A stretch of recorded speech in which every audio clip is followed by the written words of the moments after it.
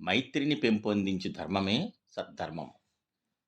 ప్రజ్ఞ మాత్రమే చాలదని, దానికి శీలం తోడు కావాలని బోధించు ధర్మమే సద్ధర్మము. ప్రజ్ఞ చాలా అవసరం. అయితే దానికంటే శీలం ఇంకా ఎక్కువ అవసరం. శీలం లేని ప్రజ్ఞ ప్రమాదకరం. ప్రజ్ఞ మాత్రమే కలిగి ఉండుట ప్రమాదకరం.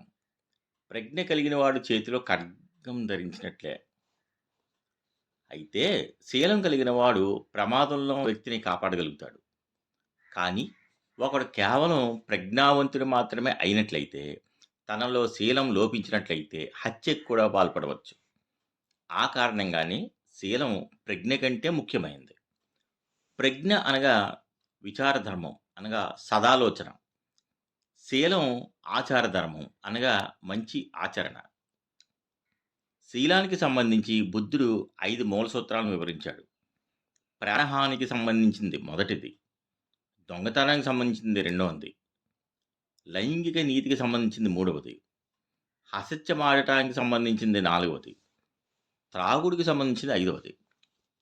ఈ 5 సూత్రాలను బుద్ధుడు బోధిస్తూ భగవానుడు చంపరాదని, దొంగిలించరాదని, అసత్యమాడరాదని, నీతి తప్పి లైంగిక చర్యకు పాల్పడకూడదని, మత్తు పదార్థాలు సేవించరాదని చెప్పాడు. జ్ఞానం కంటే శీలానికే బుద్ధుడు ఎక్కువ ప్రాధాన్యత ఇచ్చినట్టుగా తెలుస్తుంది. మానవుడు తన జ్ఞానాన్ని ఎలా ఉపయోగిస్తాడన్నది అతని శీలాన్ని బట్టే ఉంటుంది. శీలం లోపించినప్పుడు జ్ఞానం నిరర్ధకం అవుతుంది. ఆ మాటే బుద్ధుడు స్పష్టంగా చెప్పాడు. మరో సందర్భంలో శీలం మరే ఇతరమైన దాంతోని పోల్చడానికైనా కూడా వీలు లేనంత విలువైందని చెప్పాడు. బుద్ధుని శరణు కోరే వారికి మొట్టమొదట శీలం కావాలి. సర్వ సుగుణాలకు శీలం తల్లి వంటిది. మంచి లక్షణాలన్నింటిలోనూ శీలం మొట్టమొదటిది. అందుచేతనే శీలాన్ని శుద్ధపరుచుకోమన్నాడు. Thank you.